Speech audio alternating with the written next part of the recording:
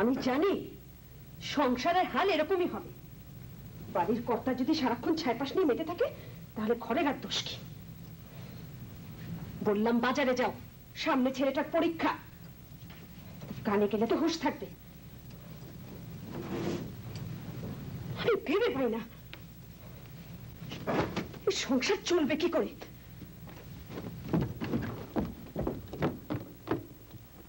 এই যে আমি যে চেঁচিয়ে মরছি কথাগুলো কানে যাচ্ছে? আজকে কি দোকানেও যাবে না? এই সাত সকালে এত চেঁচামেচি করছো কেন? কি হয়েছে? ও চেঁচামেচি না, চেঁচামেচি করছি। আর তুমি যে সাত সকালে বসে স্বপ্ন দেখছো, ঘরের দায়িত্বগুলো পালন করবে কে শুনি? হাট বাজার করবে কে? আর ওই দোকানে যাবে কে?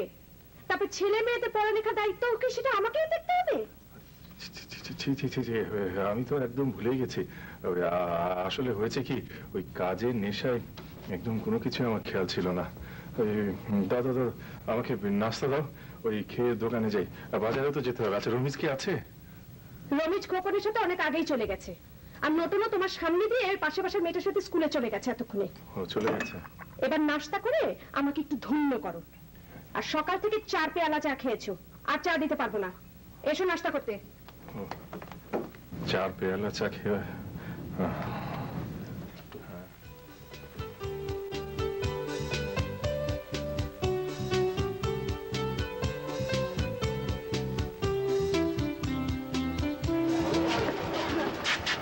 ভিডিও গেম খেলবি? তখন তুই হয় মজা হবে না ভাই, আমি খেলতে পারবো না। তাছাড়া পয়সাও নেই, আর আম্মু চিন্তা করবে। আমি আসি রে। আরে আয় না, আমার কাছে আছে, আমি দিব, তুই পরে দিয়ে দিস। আয় আয়। তা না, আব্বু শুনলে রাগ করবে। আমি যাই। এই নতুন তো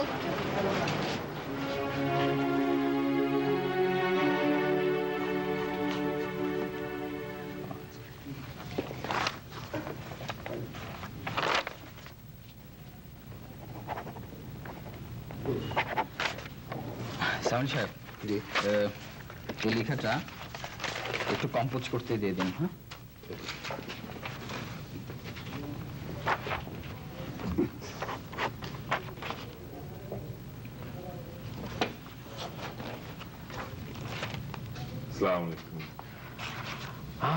ইসমাইল সাহেব বসুন বসুন। আজ একটা লেখা নিয়ে এসেছি। কেমন আছেন আপনি? জি ভালো আছি।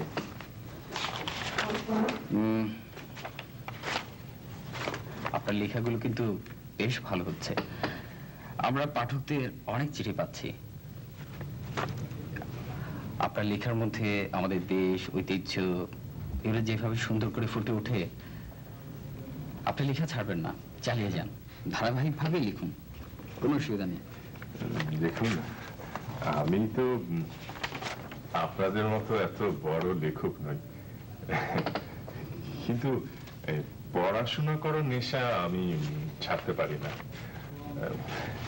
বইপত্র নিয়েই আমি সবসময় থাকি।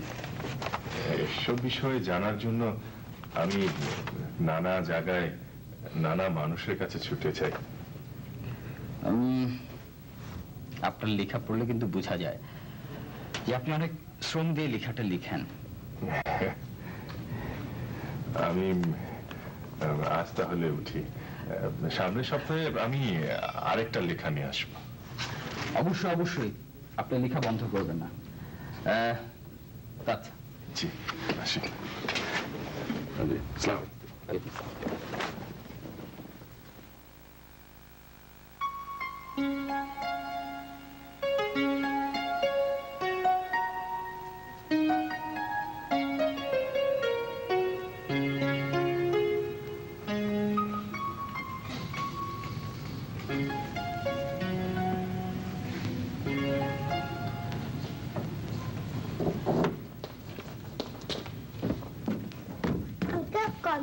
বই আছে?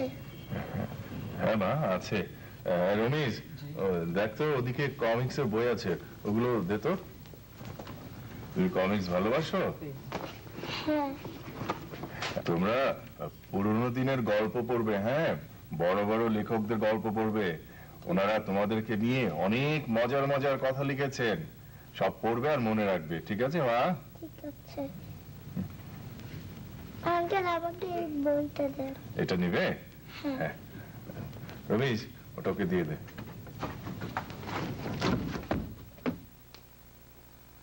ওই আমি একটু বাসার দিকে যাই, তোর কোনো অসুবিধা হবে না তো? ওই কখনকে না হয় পাঠিয়ে দেব।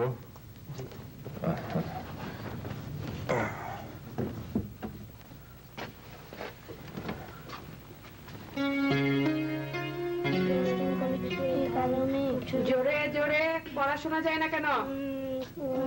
মায়ের বুঝছে কেবল ছাতার ভিতর প্রবল। আব্বু তো দেরি করছে কেন আম্মু? বোধহয় কোন লাইব্রেরিতে গেছে পড়াশোনা করতে। আমি আব্বু সব লেখা গুছিয়ে রেখেছি, কি যে ভালো লাগে পড়তে। আজকে আব্বুকে অবাক করে দেব। আমাদের স্যার সেদিন জিজ্ঞেস করেছিলেন আব্বু কোনো রিসার্চ করেছেন কিনা। আচ্ছা আম্মু, রিসার্চ মানে কি? রিসার্চ মানে গবেষণা, মানে বুঝলি, কেউ যদি কোনো বিষয়ে কিছু শিখতে চায় তাহলে সেটা সম্পর্কে জানা, তথ্য সংগ্রহ করা, অনেক কিছু। লেখালেখি এত সহজ না। তাহলে তুমি যে বলো, কি বলে আব্বু কি সব ছাইপাশ নিয়ে পড়ে থাকে, কোনো কাজের নয়? ওরে পাগল, তোর বাবার বিষয় বুদ্ধি এমনি কম, তারপরে আবার এসব খেয়ালে যদি বাহবা দেয় তাহলে আর কোনো কাজই করবে না। এখন বাসায় যেটুকু পাই না তখন আর পাওয়াই লাগবে না। আব্বুর লেখা কিন্তু আমার খুব ভালো লাগে। আহা, কত যে বুঝিস। কি সব কঠিন কঠিন লেখা লেখে আব্বা। 15 জিনিস কঠিন হয় আব্বু বলেছে আমাকে। তবে তো হয়ে গেল। নে এবার আমাকে পড়তে দে। দুজনই পড়।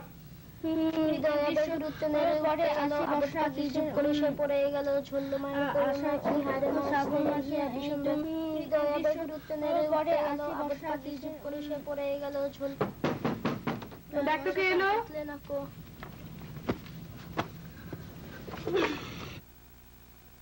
নাম জিজ্ঞাসা করে দরজা খুলবে। আচ্ছা। বাবা এসেছে। এত দেরি করলে আমি তো চিন্তায় মরি। তোমার এসব কাজ নিয়ে একটু অস্থিরতা কমাও তো।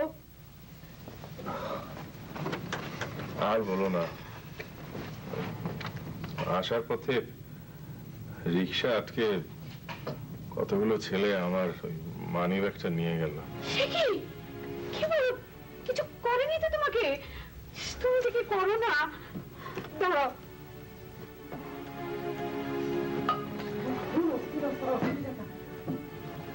ধরো।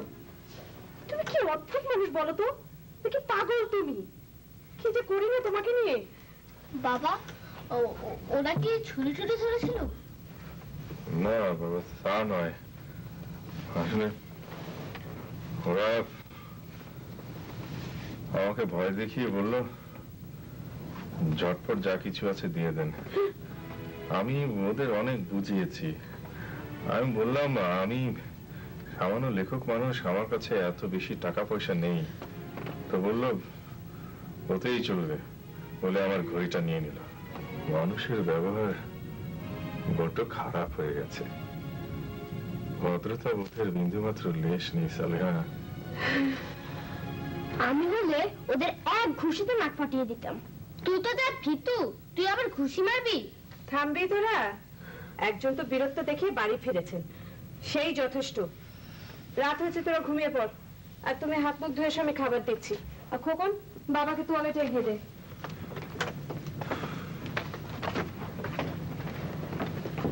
আচ্ছা বাবা, তুমি কি ভয় পেয়েছিলে?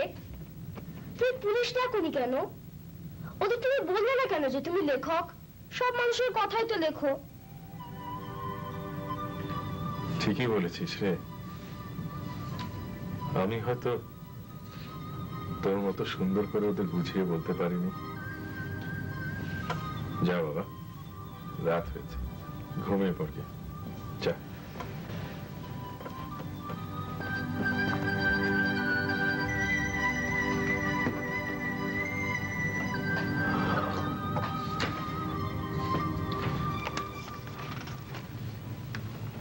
আপনার লেখা অনেকদিন ধরে পড়ছি, বেশ লাগে। ধন্যবাদ প্রফেসর সাহেব। আপনারা সবাই আমার লেখা পড়ছেন, এর চেয়ে আনন্দের আর কি আছে বলুন। আপনাদের মতো উচ্চ শিক্ষার সুযোগ আমি পাইনি। ছোটবেলায় বাবা মাকে হারিয়েছি। মামার সাহায্যে অনেক কষ্টে বিএ পাশ করেছি। বইয়ের প্রতি ভীষণ নেশা আমার, তাই অন্য কোনো পেশায় যাওয়ার কথা কখনোই ভাবতে পারিনি। আপনার কোনো বইয়ের দরকার হলে আমাকে বলবেন। নিশ্চয়ই বলবো। আপনার এখানে স্কুল কলেজ ছাড়াও ভালো ভালো অনেক বই পাওয়া যায়। তাছাড়া আপনার এখানে এসে বসতেও বেশ ভালো লাগে। আজ তাহলে চলে ইসমাইল সাহেব। জি, আবার দেখা হবে। জি, আসসালামু আলাইকুম। ওয়ালাইকুম আসসালাম।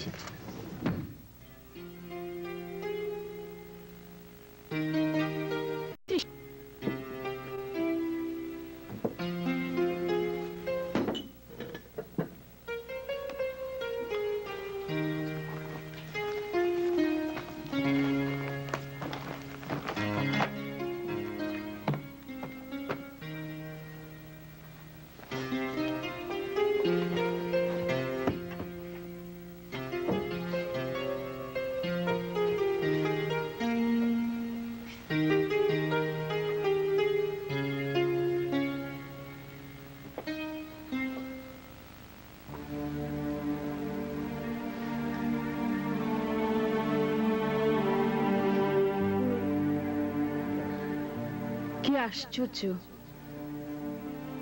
আন্তঃ কলেজ বিতর্ক প্রতিযোগিতার বিজয়িনী সালেহা আজ এখানে, এই ঘরে, এই জীবনে কি করছে? যাকে ভালোবেসে বাবার বিরুদ্ধে বিদ্রোহ করে সব ছাড়লাম, সেই জলজলে চোখের উজ্জ্বল তরুণটি আজ কোথায়?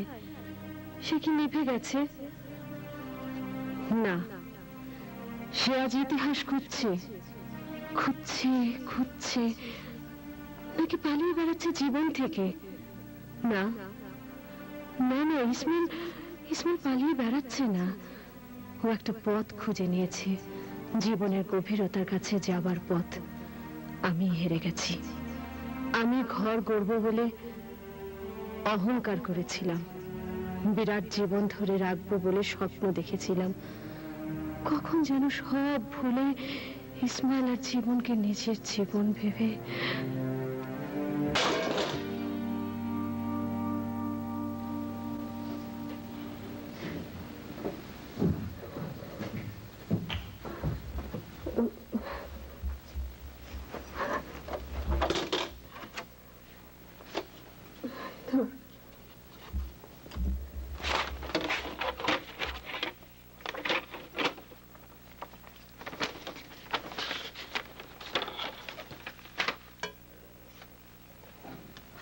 আস্তে বাবা, হাত কেটে যাবে।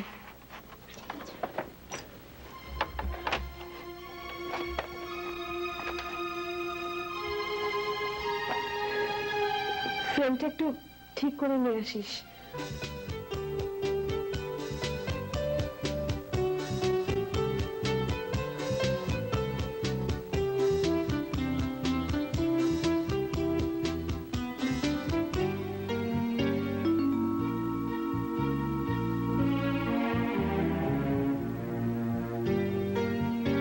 দেখ, সাংবাদিকের বেটা যায়।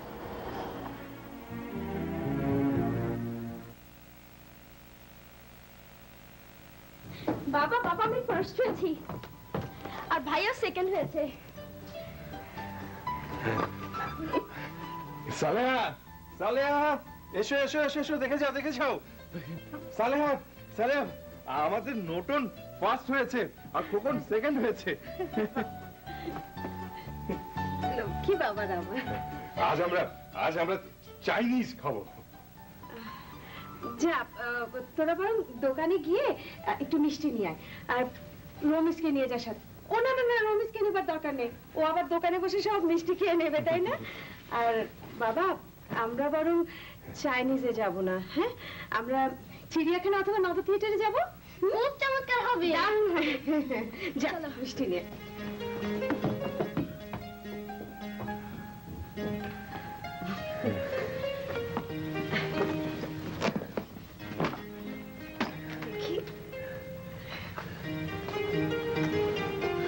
তুমি ওদেরকে খুব ভালো বোঝো, তাই না?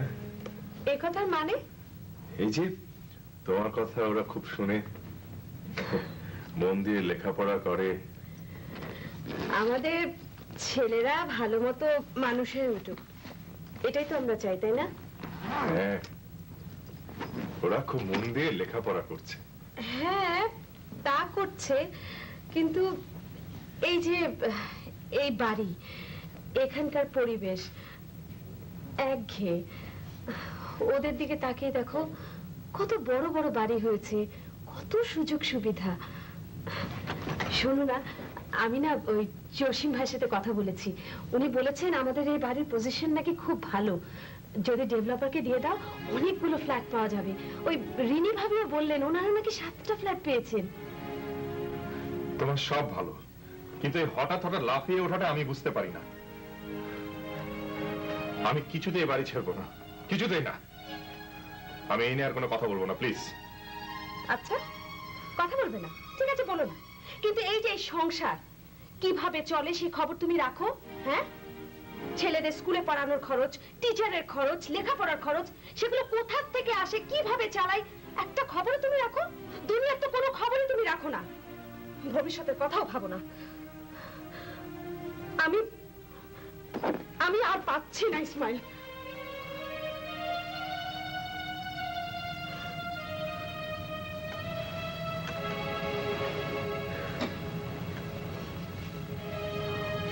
I'm sorry. I'm extremely sorry, Saleha. আমি আসলে সত্যি তো এগুলো আমার লক্ষ্য করা উচিত ছিল।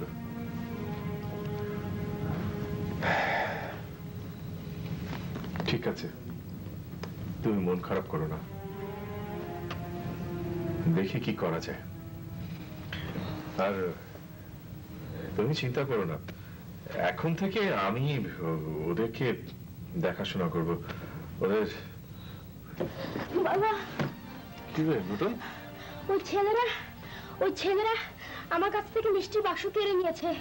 বলে তুই ফার্স্ট হয়েছিস, মিষ্টি দিয়ে যা। ভাইয়া দিতে চায় নাই বলে ভাইয়াকে ওরা রাস্তায় ধাক্কা মেরে ফেলে দিয়েছে।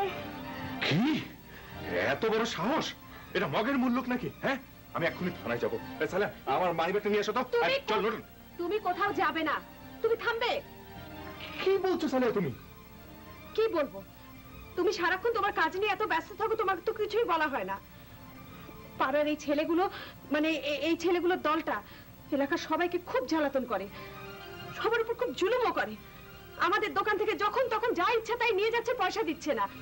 আর ওদের দুজনকে পণ্ডিত বাড়ির ছেলে বলে খেপায়। কই, রমেশ তো আমাকে এসব কখনো কিছু বলেনি। সুস্থভাবে বাঁচার অধিকার আমাদের সবার আছে। আমি থানায় যাব, কমপ্লেইন দেব। তাহলে তোমার দোকানটা ওরা পুড়িয়ে দেবে। আর আমার দুই ছেলেকে আজকে তো বেড়েছে, কালকে ওরা ওদেরকে খুন করবে। এই যে বাবা, বাবা দেখি দেখি কি হয়েছে বাবা? কোথায় মেরেছে দেখি? মাইনি আম্মু, ধাক্কা দিয়ে ফেলে দিয়েছে। কাটেনি তো বাবা? না, বেশি লাগেনি। কি যে করি? ওরা তুমি যা ইচ্ছে তাই করো। তোরা ভেতরে আয় তো, রমেশ ব্যাগগুলো নিয়ে আয়। এসো বাবা, ভেতরে এসো। সত্যি করে বল বাবা, কিছু লাগেনি তো? সাহস মগের মুল্লুক পেয়েছে।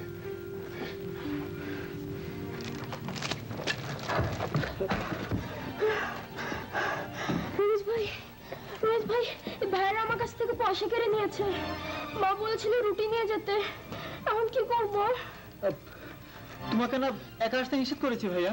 একা আসলেই তো, ওই বাড়ি টুকু ছিল, ওদের দেখে পালিয়েছে। ভাইয়ারা, ও ছোট মানুষ, ওর মনে কষ্ট দিবেন না প্লিজ। ওর টাকাগুলো দিয়ে দিন। দিয়ে দিন কেন মিয়া? তুমি দোকান চালাও, তুমি দিয়ে দাও না। না বেটা, তোকে মালিক বলে সংবাদপত্রের লেখক। এত পয়সা তো গো চা খাওয়ানোর পয়সা আঙ্গ দেশ না। অন দিঘা মাসে মাসে আঙ্গ কিছু খরচ দেওয়ান লাগবো। মুরব্বী মানুষ বইলা এতদিন কিছুই কই নাই। এই তোমরা তো এই এলাকার ছেলে, তাই না? হ্যাঁ, তাহলে তোমরা এরকম ভয় দেখাও কেন? মানুষ তোমাদের দেখে কষ্ট পায়, ভয় পায় কেন বলো তো? আমার আপু একজন লেখক, এমন করে লিখে দেবে যে পুলিশের সে। আচ্ছা তুমি ইসমাইল সাহেবের ছেলে না? জি। আচ্ছা, তোমরা ওকে ভয় দেখাচ্ছ কেন? হ্যাঁ, তুমি খুব সাহসী ছেলে। ম্যাডাম, আপনি ওই বড় বিল্ডিংটা থাকেন না? হ্যাঁ, তো হয়েছে কি? আচ্ছা, এখন আমরা আপনার ব্যাগটা নিয়ে নিব। অসভ্য ছেলে। বাড়াবাড়ি করলে জানটাও চলে যেতে পারে, কথাটা মনে থাকে জানো? খবরদার, খবরদার আমার দিবে না, খবরদার বলছি। এই চল।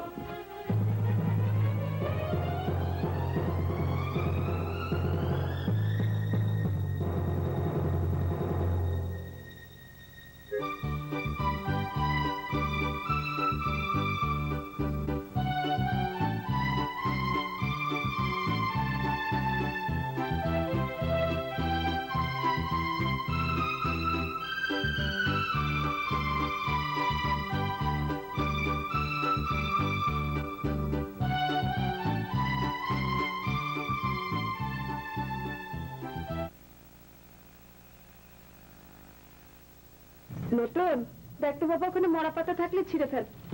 সালেহা, সালেহা, এই যে আজ একটা নতুন লেখা বেরিয়েছে।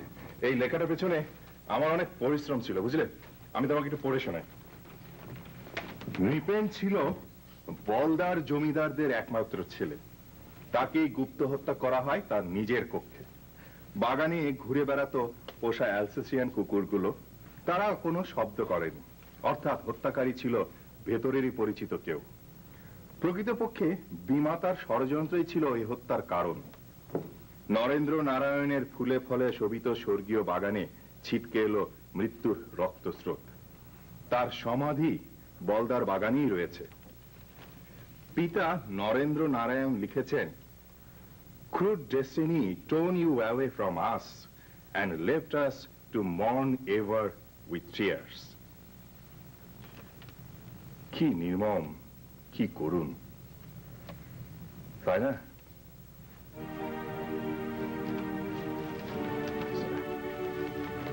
কে তোর মা চলে গেল? আম্মু তো কখন চলে গেছে বাবা? তুমি আমাকে বলো, তারপর কি হলো? তারপর না থাকলে চল আজকে তুই আর আমি একটু বেরিয়ে আসি। চল বাবা। জুতো পরে নেই? যা যা যা, তাড়াতাড়ি যা, তাড়াতাড়ি যা, তাড়াতাড়ি যা।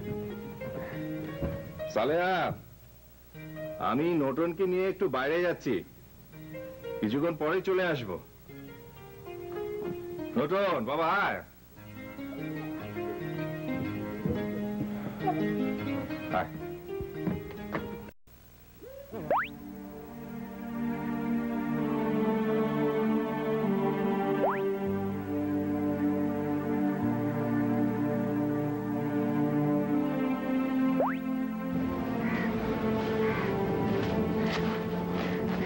বাবা, তোমার মন খারাপ?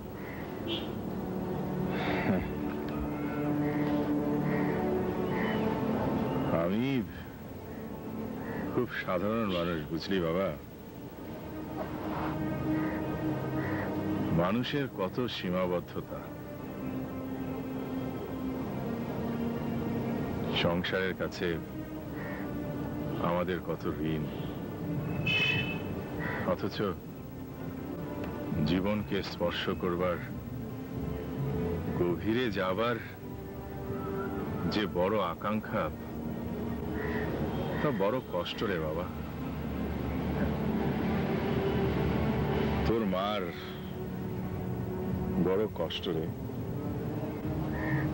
এই আমি তোর মায়ের কোনো কাজে লাগতে পারছি না।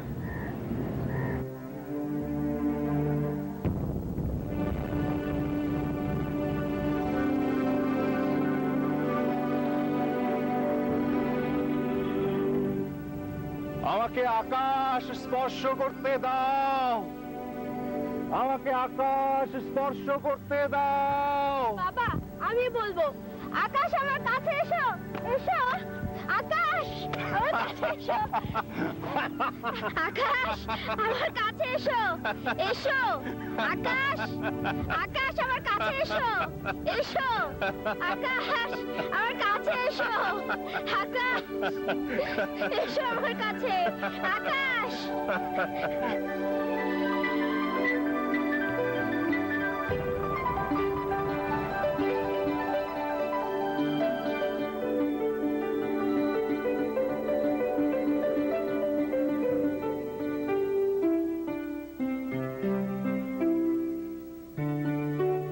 ঢাকায় রবীন্দ্রনাথের নিমন্ত্রণ, ওই সময় ঘটনা নিয়ে লেখাটা খুব সমাদর পেয়েছে। আপনি আবার নজরুলের ঢাকা ভ্রমণের কিছু লিখুন।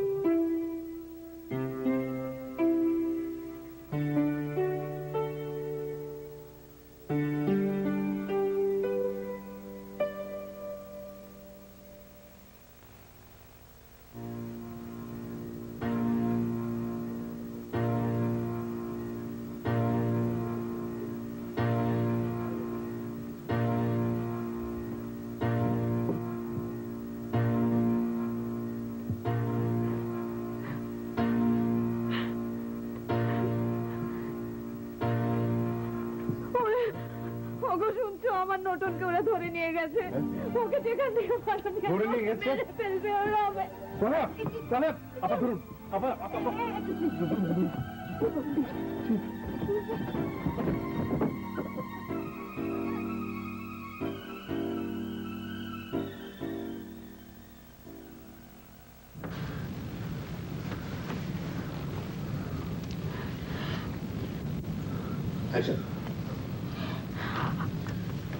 আমি ছেলেগুলোকে চিনি। এই তো কদিন আগে আপনাদের দোকানের সামনে থেকে আমার ব্যাগটা ছিনতাই করে নিয়ে গেল। আপনি বরঞ্চ একটা থানায় খবর দিন। ইসমাইল সাহেব, আপনার তো পত্রিকা অফিসে নিয়মিত যাতায়াত আছে, চলুন না নতুন একটা ছবি নিয়ে আমরা পত্রিকা একটা নিখোঁজ সংবাদ দিই। আমি বরং আগে থানায় যাই, কিন্তু আমি এলাকার কাউকে তো তেমন খুব একটা চিনি না, কিছু বুঝতে পারছি না যে কি। লেখক হিসেবে কিন্তু আপনাকে পাড়ার সবাই চেনে। আপনি রমেশকে নিয়ে থানায় চলে যান। হ্যাঁ হ্যাঁ, পত্রিকা প্রফেসর সাহেব, আপনি আমাকে প্লিজ একটু হেল্প করুন। আমি নতুনের ছবিটা আপনাকে দিয়ে দিচ্ছি, আপনি বরং ছবিটা নিয়ে ওই সংবাদপত্র অফিসে চলে যান। ঠিক আছে, তাই হবে। জি, একটু বসুন, আমি ছবি দিচ্ছি।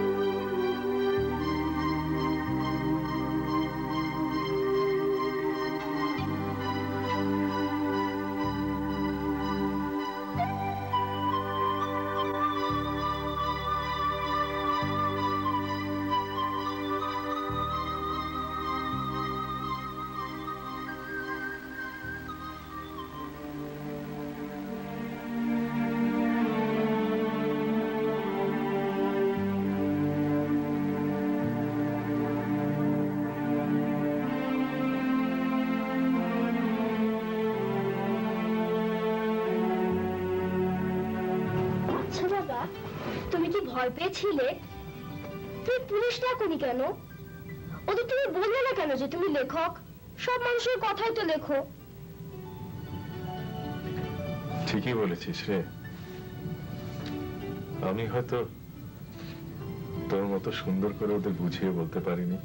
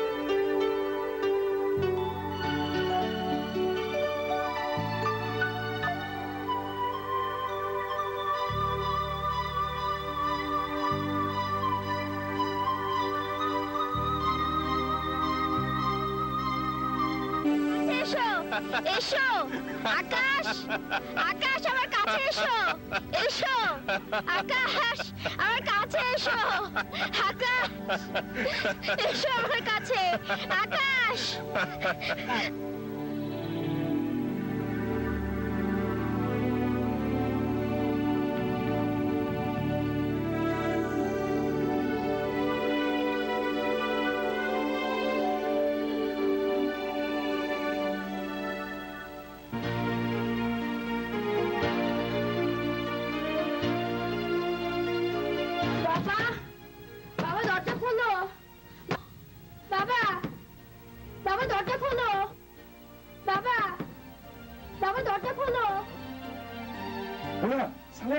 এই রমিজ, এই খোল খোল, দরজা খোল। এই নরুন এসেছে, নরুন এসেছে সালা, নরুন এসেছে সালা, এসো এসো এসো।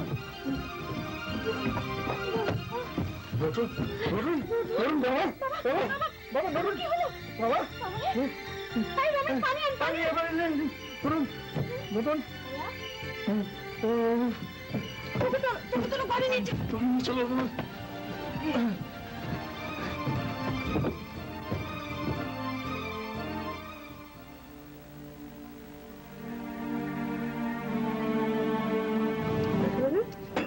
নোটন, তুমি যে ঠিকানাটা দিয়েছিলে আমরা সেখানে পৌঁছে 6 জন ক্রিমিনালকে ধরেছি। এখনো তারা জানে না যে তুমি জানালা দিয়ে পালিয়েছিলে। খুবই সাহসী ছেলে তুমি। নতুন খুব সাহসী ছেলে, পুরস্কার পাবার যোগ্য। সেদিন ওদের সামনে যে কথা বলেছে যে বাবা যদি ঠিকঠাক ভাবে লিখে দেয় তাহলে পুলিশে আপনাদের ধরে নিয়ে যাবে, আমি শুনতে একেবারে অবাক। বাবার কাছে বাবা, আমার কাছে আসলে কি জানেন, এসব ছেলেরাও বর্ন ক্রিমিনাল নয়। অবহেলা, অযত্ন, সমাজের উপেক্ষা থেকে এরা ক্রিমিনাল হয়ে যায়। যা হোক, আর জ্বালাতন করবে না। আচ্ছা উঠি। নতুন, তোমার ভালো রেজাল্টের মিষ্টি আরেকদিন এসে খেয়ে যাব। আর তুমি ভালো হয়ে ওঠো, তোমার সাহায্য আমাদের দরকার হবে। চলি। জি সম্পাদক সাহেব, আসি। Thank you. বসুন আপনারা। স্যার, ক্রমাগত পত্রিকায় ওর খবরটা ছেপেছেন বলেই তো পুলিশ, জনগণ সবাই সচেতন হয়েছে, সাহায্যের জন্য এগিয়ে এসেছেন। হ্যাঁ, আমাদের পত্রিকায় খবরটা ছাপানোর পরে ওই এলাকা থেকে এক ভদ্রলোক বারবার ফোন করে জানাচ্ছিলেন যে ওই পাড়ে একটা পরিত্যক্ত বাড়িতে একটা ছেলেকে আটকে রাখা হয়েছে। তো পরদিনই ঘটনাটা আমরা ফলো করে ছাপিয়ে দিই, যার কারণে নটনকে ওরা সরিয়ে ফেলতে পারেনি। আর চিন্তা করবেন না, এখন যেটা হলো আপনার লেখা তো আমরা ছাপছি, তার সাথে সাথে নটনের সাক্ষাৎকার আর পরিবারের একটা ছবি।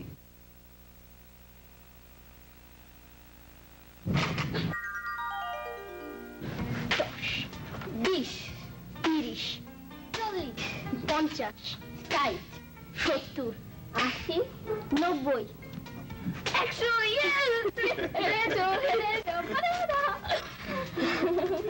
কে হেরেছে রে কখন? নতুন আচ্ছা বাবা নতুন, তোর তো অনেক সাহস, আমার মতো তো তুই এত ভীতু নস। ছট করে বলে ফেলতো, এই বাড়িটা ভেঙে নতুন বাড়ি করা কি এখন খুব জরুরি? না বাবা, আমরা আরো বড় হয়ে নেই, তখন বানিও। মা রাগ করবেন, আমরা জানি। বাবা, সেদিন তোমার লেখা শুনে তো আমার এত সাহস হলো। ওই যে সেদিন তুমি শুনিয়েছিলে না, সে তখন থেকে আমি ভাবলাম আমি কিছুতেই হার মানবো না। ওরা যদি মেরে ফেলে তবুও আমি ছাড়বো না। আচ্ছা বাবা, তুমি মানুষের কথা সুন্দরভাবে বলো কেমন করে? তুমি লেখক, তাই বাবা তুমি লেখক।